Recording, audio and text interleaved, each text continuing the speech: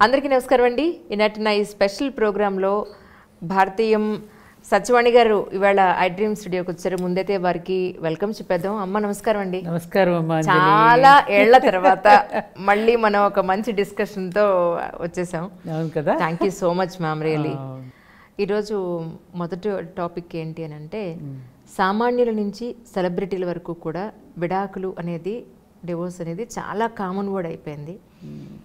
పెళ్ళైనది 10 ఏళ్ళక 20 ఏళ్ళక లేకపోతే 5 ఏళ్ళక అనే సమయంతో సందర్భం లేకుండా ఎప్పుడైనా కూడా విడాకులు అయిపోవచ్చు అన్నదానికి మానసికంగా సన్నద్ధంగా ఉండాలా అన్నట్టుగా అయిపోయే పరిస్థితులు.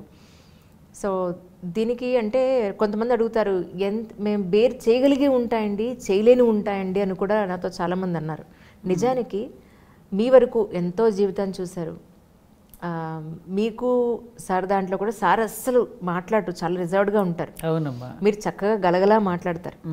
మీరు అందరితోనూ కలిసిపోతారు. సార్ చాలా రిజర్వ్డ్గా ఉంటారు. అవునమ్మా. మీ ఇద్దరు రెండు విభిన్న ధృవాలుగా ఉంటారు యాక్చువల్లీ.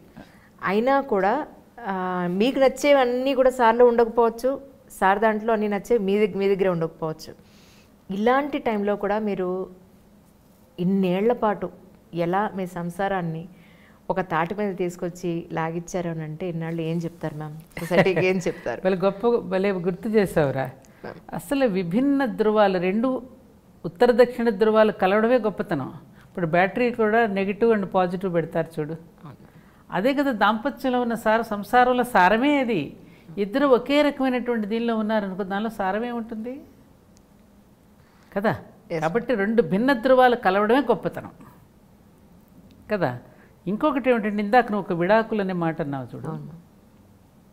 అసలు అందరూ ఎంత తెలివి తక్కువగా ఆలోచిస్తున్నారు. ఒక్క సత్యం తెలిస్తే ఇలాంటివి జరగవురా. ఏంటంటే, భార్యాభర్తలు అనే తర్వాత ఎప్పటికైనా ఏదో సందర్భంలో విడిపోవలసిన వాళ్ళే.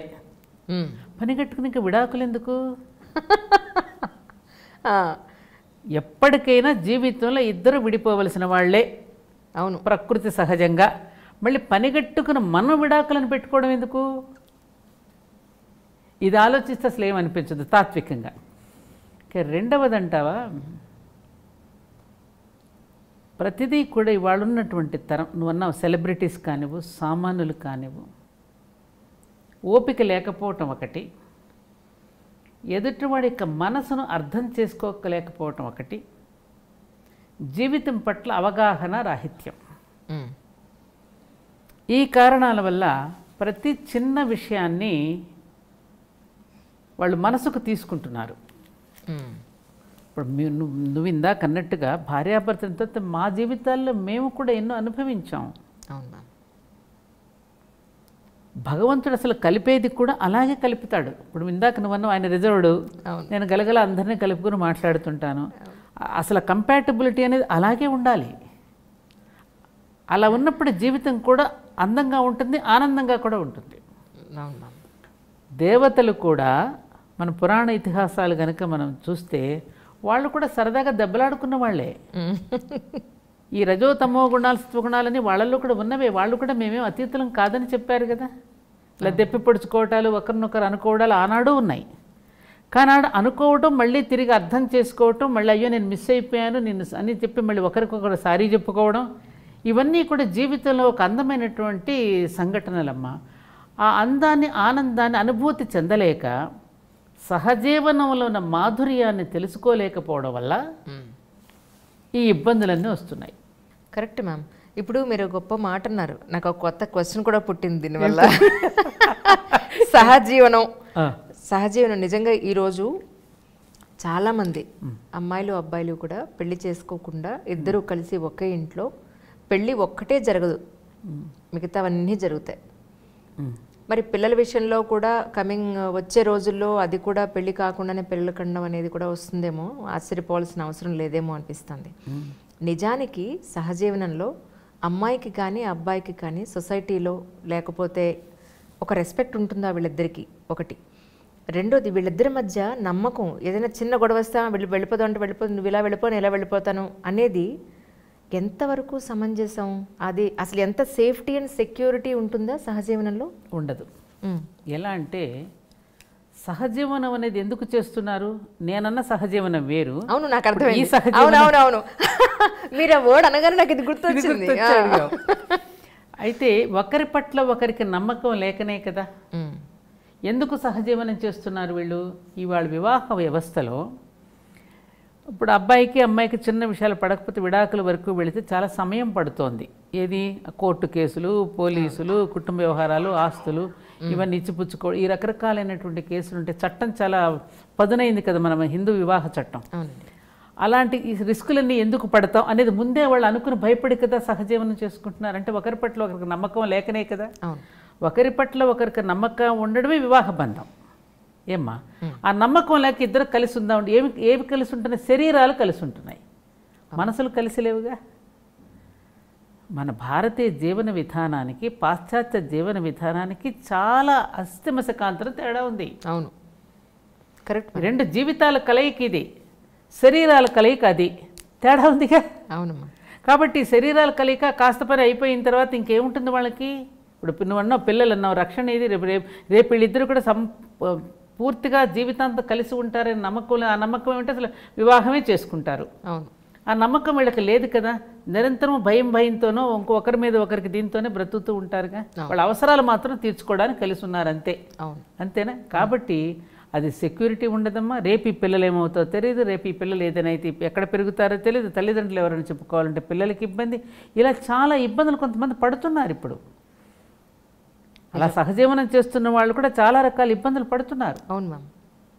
అందుకని మన పూర్వీకులు, మన ఋషులు ఏమి తెలివి తక్కువ వాళ్ళు కాదు కదా. వాళ్ళు ఎలాంటి జీవితాలు ఎలా ఉండాలో ముందుగానే నిర్ణయించి ఈ దాంపత్య ధర్మం అనేటిది ఎలా ఉండాలో ఒక ప్రణాళిక వేసి ఆ ప్రణాళిక ప్రకారం వెళితే సమాజం ఆరోగ్యంగా ఉంటుందని కదా వాళ్ళు ఆలోచించి పెట్టింది ఇది. అలా ఆలోచించి పెట్టినందుకు కానీ ఇప్పటి వరకు కూడా అలా జీవించినటువంటి వాళ్ళ జీవితాలన్నీ ఒకరికొకరు త్యాగం చేసుకుంటూ ఒకరినొకరు అర్థం చేసుకుంటూ భిన్న అభిప్రాయాలు ఉన్నా కూడా ఒక్కొక్కసారి ఏకాభిప్రాయానికి రావడం, ఇవన్నీ మన జీవితాల్లో చూస్తున్నాం కదా. నువ్వు చూడలేదా? అమ్మ మదరాళ్ళందరినీ నువ్వు చూడలేదా? అమ్మమ్మని చూడలేదా? నాన్నమ్మని చూడలేదా? మేము చూడలేదా? మీరన్నట్టుగా మేము వివాహం అయిన తర్వాత భిన్నాభిప్రాయాలునే రకరకాల ఇబ్బందులు పడ్డాం, అన్నింటికీ లోనయ్యాం. కానీ తర్వాత అర్థం చేసుకోవటం అనేటటువంటిది ఉంటుంది కదా. స్థిరపడిన తర్వాత ఒకటి ఎర్రవాగంటారు చూడు. మనకి గురుగారు ఒక చక్కని ఎగ్జాంపుల్ చెప్పారు. వివాహమైన కొత్తలో దాంపత్యులు ఎర్రవాగు లాంటి స్థితిలో ఉంటారట. వర్షాకాలంలో నీరు బురద కలిసిపోయి ఎర్రగా ఉంటుంది. కాస్త టైం తగిన కొందికి మట్టంతా కిందకి సెట్ అయిపోయి నీళ్లు మాత్రం తేటగా కనపడుతుంటాయి. ఆ ఓపిక ఉంటే ఆ తర్వాత అదంతా మనకి కనిపిస్తుంది. కానీ ఆ ఓపిక లేదుగా. 3 నాళ్ళ ముచ్చట్లోనే విడిపోతున్నారు కదమ్మా ఇప్పుడు. అవునా? కాబట్టి ఇది ఆరోగ్యకరమైనటువంటి విషయం ఎప్పటికీ కాదమ్మా. ఇవాళ పాశ్చాత్య దేశాల వాళ్ళ మన భారతీయ దాంపత్య జీవనాన్ని అడాప్ట్ చేసుకోవాలని, ఆ ప్రకారం జీవించాలని వాళ్ళు ఉవ్విళ్ళూరుతూ ఇలా స్థిరపడుతున్నారు వాళ్ళు. మా బామ్మగారు మాట అన్నారండి, మేము చాలా కాంప్రమైజ్ అయ్యి ఉన్నాం, చాలా కాంప్రమైజ్ అయ్యాం. అంటే జాయింట్ ఫ్యామిలీస్లో ఉన్నాం, మా అత్తగారు ఎన్ని అరలు పెట్టినా ఉన్నాం, ఎన్నో బాధ్యతలు నెత్తి మీద వేసి అసలు నాకు మీ తాతగారికి కూర్చుని కబుర్లు చెప్పడానికి కూడా లేనంత బాధ్యతలో మునిగిపోయి ఉన్నాం. ఇప్పటి పిల్లలు అంత కాంప్రమైజ్ అవ్వట్లేదు. నాకు ఇది కావాలి, నేను ఇలా ఉంటేనే నాకు కుదురుతుంది, లేకపోతే కుదరదు అన్నట్టుగా ఉండడం వల్లే సమస్యలు వస్తున్నాయేమో. కొంత స్వార్థం వదులుకోవాల్సి ఉంటుంది ఫ్యామిలీ అనేటప్పటికీ అని అంటున్నారు. నిజంగానా? అంటే ప్రతి మ్యారేజ్లో కూడా కాంప్రమైజ్ అనేది ఎంత స్థాయి వరకు మనం కాంప్రమైజ్ అవ్వచ్చు అంటారు?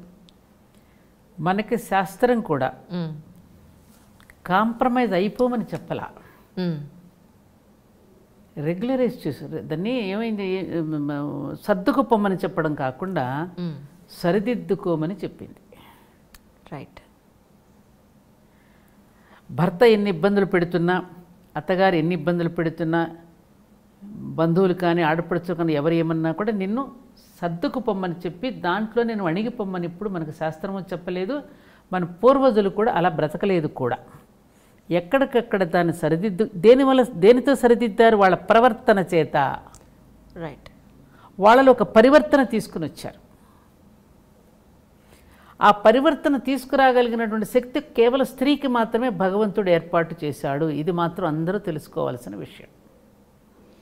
యాక్టివిస్టులు ఏమంటున్నారంటే ఇలానే స్త్రీ మీద ఇంకా ఇంకా ఇంకా భారం వేసేస్తున్నారు, ఈ పురుషుణ్ణి మాత్రం ఫ్రీ చేసేస్తున్నారు, ఇక వాళ్ళకేం బాధ్యతలు లేవా అంటున్నారు.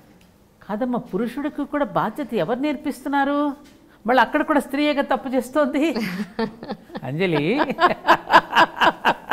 ఆ పురుషుడిని కంటున్నది ఎవరు? అవును, ఆ కంటున్నప్పుడు ఆ తల్లి పురుషుడికి చెప్పాలి కదా, నీకు భర్తగా వచ్చినా లేకపోతే నీకు కుమార్తెకు ఒకడు భర్తగా వచ్చినా నీ కొడుకు ఇంకొకడికి భర్తగా వెళ్ళినా ఎవరి దగ్గర తయారయ్యాడు ఇతను? అల్టిమేట్లీ మళ్ళీ అమ్మ దగ్గర తయారు, అమ్మ దగ్గరే కదా. అమ్మే కదా మొత్తం. పురుషుడిది కేవలం బీజప్రాయమే కదమ్మా. ఆ విత్తనం వేస్తాడు, వెళ్ళిపోతాడు అంతే. ఇక తర్వాత అంతా రక్త మాంసాలతో పాలిచ్చి పెంచి పోషించి అంతా చేసేది స్త్రీయే కదా. కాబట్టి కర్తవ్యం ఎక్కడున్నది? మళ్ళీ స్త్రీకే ఇచ్చాడు కదా ఈ కర్తవ్యం. అవును. కాబట్టి అక్కడ మళ్ళీ తప్పెవరిదవుతోంది?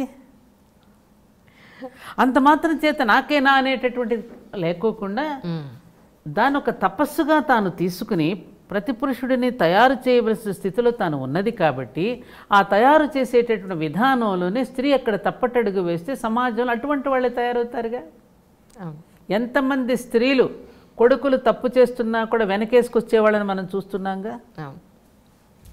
మళ్ళీ అక్కడ కూడా తప్పు తన మీద మనం వేయడం కాదు. అవును, ఆ బాధ్యత ఆవిడిదే.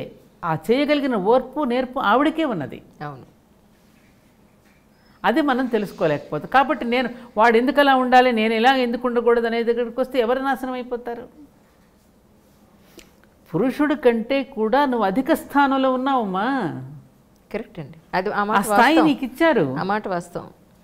నువ్వు అనవసరంగా సమాన హక్కులతో వచ్చి నువ్వు ఒక స్టెప్ దిగజారుతున్నావు. నువ్వు అసలు దిగజారద్దు. నీ చెయ్యి పైనే ఉంది, వడ్డించే చెయ్యి ఎప్పుడు పైనే ఉంటుంది. ప్రతి స్త్రీ చెయ్యి పైనే ఉంది. అది మనం తెలుసుకోవాలి. మననెవరన్నా అణగగొట్టేది? అణగగొట్టే స్థితిలో నువ్వు అసలు ఎందుకు ఉండాలి? అర్థం. అలాగే ఇప్పుడు నేను నా జీవితంలో నాకు నేనుగానే ఏ మనిషిని చెప్పాను. గతంలో కూడా నీకు ఒకసారి చెప్పినట్టు నాకు గుర్తు. మా నాన్నగారు నాకు వెళ్ళేటప్పుడు, అత్తగారింటికి వెళ్ళేటప్పుడు రామాయణం ఇచ్చి పంపించారు. నీకు సుఖంగా ఉన్నప్పుడే నాకు లెటర్ రాయమ్మా, నీకు ఏదైనా బాధ కలిగితే నీకు సొల్యూషన్ ఇందులో దొరుకుతుందని చెప్పారు. ఓకే, నాకు దొరికింది సొల్యూషన్. ఎదుట వ్యక్తిత్వాన్ని కొంచెం మనం సైకాలజీని మనం అర్థం చేసుకుని ఆ ఎదుటి వ్యక్తి యొక్క అభిరుచులకు తగినట్టుగా మనం వాళ్ళ యొక్క ప్రశంసలు మనం అందుకోవాలి అంటే వాళ్ళ అభిరుచులు ఏమిటో తెలుసుకుని ఆ అభిరుచులకు తగినట్టుగా కనుక మనం ఉంటే వాళ్ళు అయిపోతారు. ఈ టెక్నిక్ ఇప్పుడు ఆధునిక యుగంలో పిల్లలకు తెలియడం లేదు. ఇది మనం ఒప్పుకొని తీరాలి. ఎందుకని? ఇప్పుడున్నటువంటి పిల్లలందరికీ కూడా తల్లిదండ్రులు ఇన్స్టెంట్గా కోరినవన్నీ ఇచ్చేస్తున్నారమ్మా. వాళ్ళకి ఏం కావాలో కూడా వాళ్ళకి తెలియని స్థితిలో పెరుగుతున్నారు. అన్నీ అందుబాటులోనే ఉంటున్నాయి. చక్కగా ఆన్లైన్లో బుక్ చేసేసుకుంటున్నారు. అడిగినవన్నీ వచ్చేస్తున్నాయి. కొండ మీద కోతినైనా తెచ్చి పెడతానంటే, ఎందుకంటే ఒకళ్ళిద్దరే పిల్లలు. అందుకని వాళ్ళకి ఏం కావాలో తెలియదు, జీవితపు విలువలు తెలియదు, కష్టం అంటే ఏమిటో తెలియదు, దుఃఖం అంటే ఏమిటో తెలియదు, కష్టపడడంలో ఆనందం అంటే ఏంటో తెలియదు. సొంతగా సంపాదించుకుంటూ ఉన్నప్పుడు వచ్చేటటువంటి ఆనందం ఎవరో సంపాదించి పెట్టిన డబ్బులతో మనం ఎంజాయ్ చేయడంలో మనకు థ్రిల్ ఉంటుందా? అవునండి, ఉండదు కదా. అందుకని ఆ కష్ట సుఖాల యొక్క ఆనందం ఏమిటో తెలియకపోవడం వల్ల ఒక చిన్న ఇన్సిడెంట్ జరిగిన వెంటనే విడాకులకు వెళ్ళిపోతున్నారు. ఇది నేను బాగా గమనిస్తున్నటువంటి విషయం. అసలు విడాకుల వరకు వెళ్లకుండానే పెళ్లికి ముందు, అది లవ్ మ్యారేజ్ అవనివ్వండి, అరేంజ్డ్ మ్యారేజ్ అవనివ్వండి, ఇద్దరు ఫ్యామిలీసు, వధూవరులు ఇద్దరూ కూడా తెలుసుకోవలసినవి, మాట్లాడుకోవలసినవి అంశాలంటే ఏం చెప్తారమ్మా? పూర్వపు రోజుల్లో, మరీ బాగా పూర్వపు రోజుల్లో స్వయంవరాలు ఉండేవి. ఎందుకంటే కుమార్తెకు తగినటువంటి వరుడు రావాలంటే అతని సామర్థ్యాన్ని ఎంపిక చేసి వాళ్ళిద్దరికి కంపాటబిలిటీ ఎలా కుదురుతుందని చూసి వివాహాలు చేసేవారు. తర్వాత జనరేషన్స్కి మనకు వచ్చింది, మన పూర్వీకుల దగ్గరికి వచ్చేసరికి, మన తాత ముత్తాతల దగ్గర నుంచి వచ్చేసరికి అప్పుడున్నటువంటి ప్రయాణ సౌకర్యాలు అవి అంతగా లేవు. కాబట్టి దగ్గర బంధువుల్లోనూ, దగ్గర తెలిసిన వాళ్ళ దగ్గర వివాహాలు జరిపేసి వాళ్ళ ఒక జనరేషన్ నుంచి వాళ్ళకి జీన్స్ పట్టి కదమ్మా వచ్చేది. ఏదైనా మన జెనెటిక్ ప్రాబ్లమ్స్ కొన్ని ఉంటాయి కదా, దానిని బట్టి తెలుసుకుని వివాహాలు జరిపేవారు. రైట్. జరిపి అమ్మాయికి జాగ్రత్త తీసుకోవడం కోసం అని చెప్పి ముందుగానే పసుపు కుంకుమలు అనేవారు ఆ రోజుల్లో. ఓకే. ఇప్పుడు తర్వాత అది డౌరీగా మారింది. ఆ పసుపు కుంకుమలుగా అమ్మాయికి ఇస్తున్నాం, అమ్మాయి ఖర్చుల నిమిత్తం అనడం వేరు, డౌరీగా కట్నంగా ఇస్తున్నాం అనడంలో అసలు అక్కడే భావం తేడా వచ్చేసింది. అంటే ఆ అబ్బాయిని కొనుక్కున్నట్టు అయిపోతుంది అక్కడ డబ్బులు ఇచ్చి. మారిపోలా? అదే అమ్మాయిని పసుపు కుంకుమలుగా ఇచ్చి పంపిస్తున్నాం, ఆస్తిపాస్తులు అనేది అక్కడ ఒక పవిత్రమైన ఒక భావన ఉంది. ఆ రాను రాను భావనల్లో కూడా, మన ఆలోచనలో కూడా, మన భాషలో కూడా మార్పు వచ్చింది. ఇక తర్వాత ఇప్పుడు డేటింగ్ వరకు వచ్చేసింది. ముందుగానే వాళ్ళు మాట్లాడుకోవాలి, ఒకరినొకరు అర్థం చేసుకో. నిజంగా వీళ్ళిద్దరూ మాట్లాడుకుంటే ఏ పార్కుకి వెళ్ళో, సినిమా హాల్కి వెళ్ళి నిజంగా వాళ్ళిద్దరిని ఒకరినొకరు అర్థం చేసుకునేంత తీరిక, ఓపిక వీళ్ళకుందా? వాళ్ళు నటిస్తున్నారా? నిజంగా మాట్లాడుతున్నారా? వాళ్ళు చిత్తశుద్ధితో ఉన్నారా? నిజంగా మనఃపూర్వకంగా మాట్లాడుతున్నారా అనేటటువంటిది ఎంతవరకు వీళ్ళు గ్రహించగలుగుతారు? అప్పుడు ఏమంటున్నారు, అప్పుడు మేము తిరిగినప్పుడు అమ్మాయి అలా లేదండి, ఆ అబ్బాయి అలా లేడండి, ఇప్పుడు పెళ్ళి అయిపోయిన తర్వాత ఇప్పుడు తెలిసిందండి ఇతను మోసగాడని. మరి అప్పుడు తర్వాత ఎందుకని అంటున్నారు అంటే ఇక్కడ అవగాహన లోపం ఉందని నీకు అర్థమవుతోందిగా. అవును, కానీ అన్నిటికన్నా మించి మ్యామ్ ఆ టైంలో వాళ్ళిద్దరి మధ్య ఉండే అట్రాక్షన్ కానీ, వాళ్ళిద్దరి మధ్య ఉండేటువంటి ఒక పొర అనేది నిజాన్ని ఎప్పుడు కప్పిపుచ్చి ఉంచుతుందేమో, కనిపించదేమో నేను అనుకోవడం. నిజాన్ని ఎప్పుడు తర్వాత తెలుస్తుంది. ఇప్పుడు ఆ టైంలో ఏమవుతుందంటే అంజలి, మీరు అన్నట్టుగా ఒక అట్రాక్షన్, ఒక మోహం, ఆ వయసులో ఆ మోహమే, ఆ మోహాన్ని ప్రేమ అనుకుంటున్నారు. మోహం వేరు, ప్రేమ వేరు. ప్రేమ అనేది అనంతమైనటువంటిది. అది కేవలం ఒక స్త్రీ పురుషుడి మధ్య ఉండేది కాదు కదా. అమ్మ చూపించేది ప్రేమే, నాన్న చూపించేది ప్రేమే, ఒక గురువు చూపించేది ఆ ప్రేమ ఎట్లాంటిది? అన్కండిషనల్ లవ్ అది. అక్కడ ఇంకేం ఉండదు, అది అంతులేనటువంటిది. ఇప్పుడు అనుకునేటటువంటి ఈ ప్రేమ అనేది నిజమైన ప్రేమ కాదు. ఇది కేవలం మోహం. స్త్రీ పురుషుల మధ్య ఒక బంధాన్ని, ఒక క్రియేషన్ కోసం, తరాల నుండి తరాలు రావడం కోసం పెట్టినటువంటి ఒక బాంధవ్యం. ఇది దేవుడి చేత సృష్టింపబడింది. ఈ వివాహాలు చేయటం అనేటటువంటి దాంట్లో పెద్దలు ఎవరైతే ఉన్నారో, అటు తల్లిదండ్రులు కానీ, అమ్మాయి తల్లిదండ్రులు కానీ, అబ్బాయి తల్లిదండ్రులు కానీ, ఆ రోజుల్లో అటు 7 తరాలు ఇటు 7 తరాలని ఎందుకు అనేవారు? ఇందాక నేను చెప్పినటువంటి జెనెటిక్ ప్రాబ్లమ్స్. ఇది సైన్స్ కూడా చెప్తోందిగా. అవును, వాళ్ళ సైన్స్ కూడా దాని గురించి నొక్కి వక్కాణిస్తుంది కదమ్మా ఇప్పుడు. అవునండి. ఇవాళ ఏమవుతుంది, ఖండాంతరాల వరకు వ్యాపించేసేసి ఇప్పుడు కులాంతర వివాహాలు అవుతున్నాయి, దేశాంతర వివాహాలు అవుతున్నాయి. వివాహ వ్యవస్థలో సంపూర్ణమైన మార్పులు, పెను మార్పులు వచ్చేసాయి ఇప్పుడు. దానివల్ల ఏమవుతుందంటే వివాహ వ్యవస్థలో ఒక పవిత్రత లోపించింది. జీవితాంతం ఒక బాంధవ్యానికి ఆ విధంగా కట్టుబడి ఒకరికి ఒకరుగా జీవించడం అనేటటువంటిది ఏదైతే ఉన్నదో అది పోయింది, అది మృగ్యమైపోయింది. అందుకని ఇద్దరు నలిగిపోతున్నారు. అవును, ఇద్దరు నలిగిపోతున్నారు. ఇప్పుడు ఆ నలిగిపోతున్న జీవితాలేక మళ్ళీ ఇక్కడికి వస్తున్నారు ఇప్పుడు విడాకులు అంటూ. మేము ఎందుకు నలిగిపోవాలి? నలిగిపోమ్మని ఎక్కడ చెప్పలేదు. కొన్ని చిన్న చిన్న విషయాల్లో మీరు సర్దుకుపోండమ్మా అని చెప్తున్నాం. మరీ పూర్తిగా అమ్మాయిని కనుక హింసించి నానా రకాలుగా ఇబ్బంది పెట్టి, అబ్బాయిని కూడా ఇబ్బంది పెట్టి ఇట్లాంటిది ఉంటే ఇక జీవితాంతం నలిగిపోవలసిన అవసరం లేదనేటటువంటిదే పెద్దవాళ్ళు కూడా చెప్తున్నారుగా. అవును, అవును. ఇప్పుడు మనం కూడా చెప్పం కదా, అంతగా నేను హింసించి కొట్టి చంపే స్థితిలోకి ఏదైనా వచ్చి కట్నాల కోసం నేను నానా ఇబ్బందులు పెడితే నువ్వు అట్లాగే పడి ఉంటే మనం ఎవరో చెప్పం. దాన్ని ఏదైనా సరిదిద్దడానికి మనం ప్రయత్నం చేస్తాం. అలా కాకుండా మరీ చిన్న సినిమాకి తీసుకువెళ్ళలేదనో, తనకి ఇష్టమైన షర్ట్ వేసుకోలేదనో, లేకపోతే ఇంకోటి ఏదో చేస్తూ ప్రతి చిన్న విషయానికి జరుగుతున్నాయి. ఇప్పుడు కారణాలు కనపట్టాలా నాకు? ఇంకా చాలామంది నేను చూస్తున్నాను కదా. అవునండి, చాలా సిల్లీ కారణాలు జరుగుతున్నాయి. కలిసి ఉండాలని అందరూ కోరుకుంటాం కూడా మనం. కానీ ఒక అనివార్య కారణాల వల్ల విడిపోవలసిన పరిస్థితులు వస్తే కనుక ఇక్కడ రెండో పెళ్ళి అనేది కూడా చాలా జనరల్గా జరుగుతోందమ్మా. యాక్చువల్లీ ప్రజెంట్ సొసైటీలో అట్లీస్ట్ ఒక 100 మందిలో 50% మందికి రెండో పెళ్ళి అనేది చాలా ఫ్రీక్వెంట్గా చూస్తూ ఉన్నాం. అయితే రెండో పెళ్ళి వచ్చేటప్పటికి ఫస్ట్ పెళ్ళిలో అయినటువంటి అతనితోటి ఒక పాపో బాబో లేకపోతే పిల్లలు ఉన్న సందర్భాల్లో ఈ రెండో పెళ్లి చేసుకున్నప్పుడు అమ్మాయి ఎస్పెషలీ లేదా అబ్బాయి దగ్గర పిల్లలు ఉండేది అరుదు. తల్లి దగ్గరే ఉండిపోతారు జనరల్గా పిల్లలు. ఆవిడ పిల్లల బాధ్యత ఈవిడే మోస్తూ ఉంటుంది జనరల్గా. ఆ టైంలో కనుక పిల్లలు తల్లి దగ్గర ఉండి తల్లికి రెండో పెళ్లి. అంజలి సారీ, కొన్ని కోర్టుల తీర్పులు ఎలా ఇస్తున్నాయంటే కొన్ని రోజులు తండ్రి దగ్గర, కొన్ని రోజులు తల్లి దగ్గర ఉండేటట్టు ఇస్తున్నాయి. అది మరింత ఘోరంగా ఉంటుంది. అప్పుడేం జరుగుతుంది తెలుసా, ఈ తండ్రి మీదేమో ద్వేషం నేర్పిస్తుంది పిల్లకి అమ్మాయి దగ్గర పెరిగినప్పుడు. అబ్బాయి దగ్గర పెరిగినప్పుడు తల్లి మీద ద్వేషం అతను నేర్పిస్తున్నాడు. ఇట్లా పిల్లలు చాలా పిచ్చివాళ్ళు అయిపోతున్నారు, నలిగిపోయి వాళ్ళు ఇంకో రకమైనటువంటి పర్ఫెక్ట్గా మారిపోతున్నారు. మరి దీన్ని ఏమంటావు? Correct, correct. అనేక రకాలు, ఇది అనేక రకాలు. ఇప్పుడు మీరు చెప్పింది ఒక రకం. ఇప్పుడు నేను చెప్పేది ఏంటంటే, సపోజ్ రెండో పెళ్ళి చేసుకునే టైంకి తల్లి దగ్గర కనుక ఒకళ్ళ ఇద్దరు పిల్లలు ఉంటే కనుక వచ్చిన వాళ్ళు ఆ టైంలో అసలు వాళ్ళిద్దరి మధ్య అండర్స్టాండింగ్ మనం మాట్లాడుకోవాల్సినవి సందర్భాలు పాయింట్స్ అని అంటే ఏం చెప్తారమ్మా? ఎందుకంటే వచ్చిన తండ్రి కన్నతండ్రి కాకపోవడం వల్ల వీళ్ళని పరాయి వాళ్ళలా చూసే అవకాశం ఉంటుంది. కొంతమంది మహానుభావులు ఉన్నారు, నిజంగానే చాలా బాగా చూసుకునే తండ్రులు ఉన్నారు, నేను చూసాను చాలా మంది. అల్టిమేట్లీ మళ్ళీ అక్కడ తల్లి ఒక రకంగా నలిగిపోతూ ఉంటుంది, పిల్లలు ఇంకొక రకంగా నలిగిపోతారు. ఒక హెల్దీ అట్మాస్ఫియర్లో వాళ్ళు ఎదగడం లేదు పిల్లలు. హెల్దీ అట్మాస్ఫియర్లో నలగడం లేదు.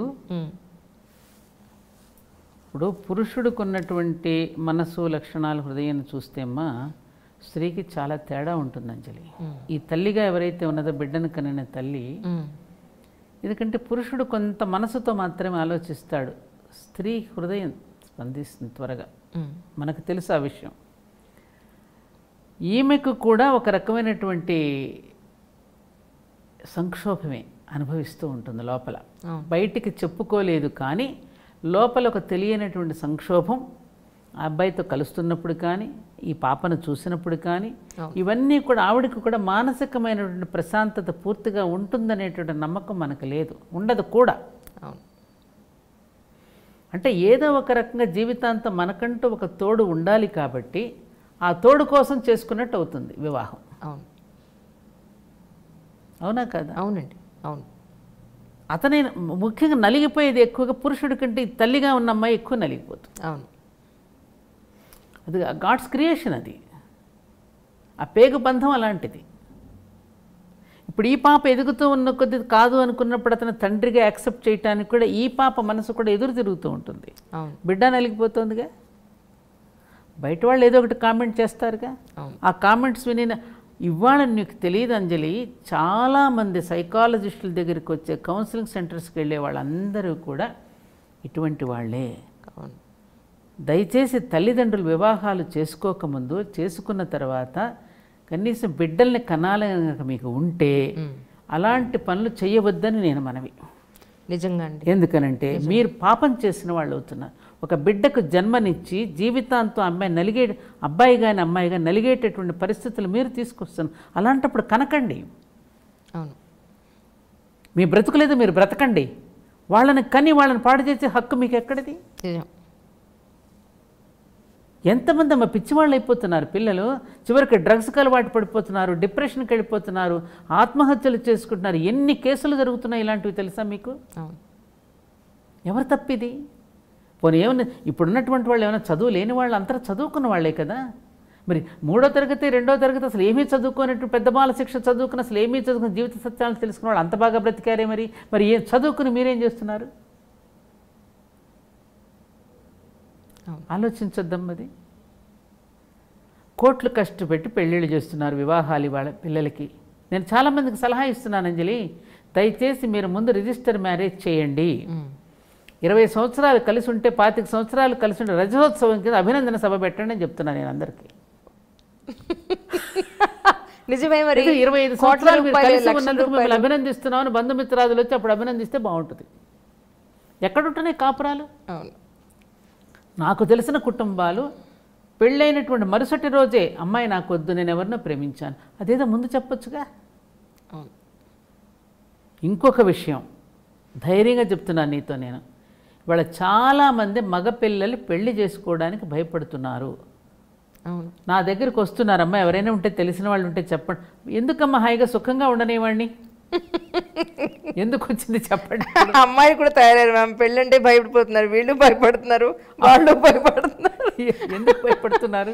నమ్మకాలు లేక. అది నమ్మకాలకి ఏమో చేసుకుని ఇతను రేపు ఇంకెవరితోనో తిరుగుతాడేమో, కోరికలు పెరిగిపోయినాయి అమ్మా. ఎందుకంటే నువ్వు చేసిన తప్పే అతను కూడా చేస్తున్నాడేమో అని నమ్మకం పోతుంది కదా. అవును, అవును, అవును. ఇంకా లోతుకు వెళ్తే, ఎందుకంటే ఇప్పుడు మన మీడియా ముందు ఇంకా లోతుకు పోతే చాలా విషయాలు ఉన్నాయి అంజలి, బహిర్గతంగా మనం చెప్పుకోలేని విషయాలు కొన్ని ఉన్నాయి. అలాంటి ఘోరాతి ఘోరాలు జరుగుతున్నాయి ఇవాళ. అందుకని ఏ భారతదేశం అయితే అద్భుతమైనటువంటి సృష్టి యజ్ఞంగా భావించే దాంపత్య జీవితాలు ఏవైతే ఉన్నాయో అది సృష్టి యజ్ఞంగా భావించింది ఈ దేశం. ఋషుల యొక్క సంతానం అని కదా మనం చెప్పుకుంటున్నది, మను యొక్క సంతానం కదా మనం. అదేమంటే చాలామంది మనధర్మశాస్త్రం తగలబెట్టేవాళ్ళు కూడా ఉన్నారు. అరే అది దాన్ని బాగా అధ్యయనం చేస్తే దాని యొక్క గొప్పతనం ఏంటో మనకు తెలుస్తుంది. దాన్ని అధ్యయనం చేయకుండా పూర్తిగా ఏదైనా స్త్రీ స్వాతంత్రం ఏదైనా ఒక పదాన్ని చూసి గబగబా మాట్లాడేస్తే ఎట్లా? అవును అవును. వివాహం అంటేనే భిన్న ధృవాలు. మామూలుగా మన పురాణ కథలు చూసుకుని భిన్న ధృవాల దంపతులు అయ్యారు, అందులోనే అందం ఉంది. నిజం. నేను అంటే నాకు తెలిసినవే ఎక్కువ మాట్లాడుతూ ఉంటాను, తెలిసిన వాళ్ళ దగ్గర జరిగిన సందర్భాల్లో మాట్లాడుతూ ఉంటాను. లాస్ట్ టైము ఒక మ్యారేజ్కి వెళ్తే పెద్ద ఆవిడ, ఆల్మోస్ట్ ఒక 90 ఏళ్ళు 95 ఏళ్ళు ఉంటే పెళ్లి చూపులు మాటలు అవి జరుగుతున్నాయి. ఇచ్చిపుచ్చుకోవడాలు అన్నీ మాట్లాడుకున్నాక మనోవర్తి గురించి కూడా మాట్లాడుకున్నారా అందావిడ. అందరూ తిట్టారు. ఏమనంటే ఏమిటి శుభమాని పెళ్లి గురించి మాట్లాడుతుంటే మనోవర్తి గురించి మాట్లాడమంటావేంటనని అందరూ చాలా నెగిటివ్గా మాట్లాడారు. ఆవిడ ఏమందంటే దానికి పెద్ద ఎక్స్ప్లెనేషన్ ఇచ్చింది. నా వయసు నేను ఇంకొక సంవత్సరంలో 2 ఏళ్లలో 80లో పడతాను. మా అమ్మ మా అమ్మమ్మలు వీళ్ళందరూ కూడా పెళ్ళప్పుడే రేపు ఏదైనా ఇటు పిల్ల పోయినా కాలం చేయొచ్చు, పిల్లాడైనా కాలం చేయొచ్చు, పిల్లలు పుట్టాక కాలం చేయొచ్చు, పిల్లలు పుట్టకపోయినా కాలం చేయొచ్చు, మనిషి ప్రాణానికి గ్యారంటీ లేదు. అలాగే రేపు వీళ్ళిద్దరి మధ్య అభిప్రాయ భేదాలు వచ్చి విడిపోయినా కూడా అబ్బాయి ఏముంది అన్నీ కొంత అటు ఇటుగా అడ్జస్ట్ అయిపోతాడు. అమ్మాయికి ఒకసారి పిల్లాడు పుట్టిన తర్వాత అదొక సెకండ్ హ్యాండ్లా కనపడుతూ ఉంటుంది చేసుకోబోయేవాడికి. సో ఈ అమ్మాయికి ఒక ఆధారం ఉండాలి. సో అందుకని మనోవర్తి కూడా ఇప్పుడే మాట్లాడమని పట్టుబట్టించి పేపర్ మీద రాయించి రిజిస్ట్రేషన్ చేయించిందండి. 100% కరెక్ట్ చేయించింది. అంతేనంటారా? 100%. పూర్వం ఆలోచించేవారు ఇవన్నీ, పూర్వం ఆలోచించే చేసేవారమ్మ వివాహాలు. ఇప్పుడు అలాంటిదేమీ లేకోకుండా చేసినటువంటి వివాహాలు ఇప్పటికీ కూడా కొడుకులు బాగా డబ్బున్న వాళ్ళవి ఉండి కూడా తల్లికి ₹1 కూడా ఉంచకుండా ఆవిడ ఖర్చులకి మందులకి కూడా లేకుండా ఉన్నటువంటి వాళ్ళని బాగా డబ్బున్న కుటుంబాల్లో నేను చాలామందిని చూస్తున్నాను. అవును. మరి అవన్నీ పూర్వం తల్లిదండ్రులు బిడ్డని ఇచ్చేటప్పుడు ఇవన్నీ ఆలోచించి ఆ మనోవర్తి విషయం కూడా ముందుగానే ఆలోచించి ప్లాన్ చేసేవారు. అప్పట్లో ఆయుు ప్రమాణం కూడా తక్కువ కదా, చిన్న వయసులోనే చనిపోయేవారు. బై ఇంకోటి ఏంటి, మన భారతదేశంలో ఉన్నటువంటి ఒక గొప్ప విషయం అనాలా, మామూలుగా ఇప్పుడు ఆ విషయం చెప్తే ఇదేం గొప్ప విషయం అని కూడా అనుకోవచ్చు, కానీ దీనిలో ఒక అర్థం ఉందమ్మా. భర్తకి భార్యకి మధ్యలో ఆ రోజుల్లో 5-6 సంవత్సరాలు 8 సంవత్సరాలు 10 సంవత్సరాలు కూడా ఉండేది. అవును. అతను ముందే చనిపోతాడనేటటువంటిది వీళ్ళకి ముందుగానే తెలుసు. తెలిసి కూడా అంగీకరించడం అనేటువంటిది గొప్ప విషయం. స్త్రీ కూడా దానికి సిద్ధపడుతుంది. అవునా? అలాంటప్పుడు ఏమిటి మరి ఇవిడి పరిస్థితి? భర్తలు ఎక్కువగా ముందు భర్తలే వెళ్ళిపోవడం అనేది సహజంగా ఎక్కువగా జరుగుతుంది. అది కారణం ఏమిటి? అది కూడా సృష్టి నిర్మాణమే. పురుషుడు లేకపోతే స్త్రీ బ్రతకగలుగుతుంది. ఏమీ లేకపోయినా పాచి పని చేసుకున్నా బ్రతకగలిగేటటువంటి శక్తి ఓపిక ఆవిడకుంటుంది. పురుషుడికి అది లేదు. డిఫరెంట్ హార్మోన్స్ పెట్టాడు కదా ఇద్దరికి భగవంతుడు, అవునా కాదా? సృష్టి యొక్క నిర్మాణాన్ని, సృష్టిలో జరిగే విషయాలను కనుక మనం తరచుగా కనుక బాగా తరిచి చూస్తే మనకు అర్థమవుతుంది. ఇదేంటి ఆఫ్టర్ ఆల్ ఇదంతా బుల్షిట్ అనుకుంటే మనకేం పైపైన చూస్తే ఏం తెలియదమ్మా. అందుకని పూర్వజులు ఏం చేసేవారు, వాళ్ళంతా అమ్మాయి యొక్క భవిష్యత్తుని గురించి ఆలోచించి నువ్వు అన్నట్టుగా మనోవర్తన గురించి కూడా ముందే మాట్లాడుకునేవారు. తప్పే ఉంది. ఇప్పుడు ఈ రోజుల్లో కూడా పెద్దవాడు మాట్లాడిందంటే చాలా గొప్ప విషయం అది. ఇప్పుడు అటువంటిది లేక ఎంతమంది ఓల్డ్ ఏజ్ హోమ్లో ఉన్నారు.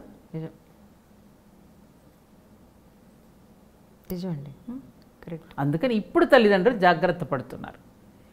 ముందు వాళ్ళది వాళ్ళు పెట్టుకుని వాళ్ళ వాటా వాళ్ళకు ఉంచుకుని మిగతాది పిల్లలకి ఇస్తున్నారు. కరెక్ట్. పెళ్లి చేసుకోవాలి అని అనుకునే కుటుంబాలకి, అమ్మాయికి అబ్బాయికి కూడా మీరు ఏం చెప్తారు? అమ్మా, స్త్రీ పురుషుల సంబంధం అనేటటువంటిది భగవంతుడి చేత ఏర్పాటు చేయబడింది. అవునా? ఈ రెండింటి మధ్య విభాగాన్ని ఎందుకు పెట్టాడు? ఈ విభాగాన్ని? మళ్ళీ పునఃసృష్టి కోసం. అంతే కదా? దాన్ని అర్థం చేసుకుని ఒకరినొకరు మీరు అర్థం చేసుకుంటూ ఆమెకున్నటువంటి సామర్థ్యాన్ని, శక్తిని నువ్వు వినియోగించుకో. అతనికి ఉన్నటువంటి సామర్థ్యాన్ని, అతనికి ఉన్నటువంటి తెలివితేటల్ని, అతని గుణగణాలను కూడా నువ్వు కూడా అర్థం చేసుకుని అతనికి నువ్వు సహకరించి, పరస్పర పరిపోషకాలు కదా. ఆమె లేనిదే ఇతను లేడు, ఇతను లేనిదే ఆమె లేదు. అవును.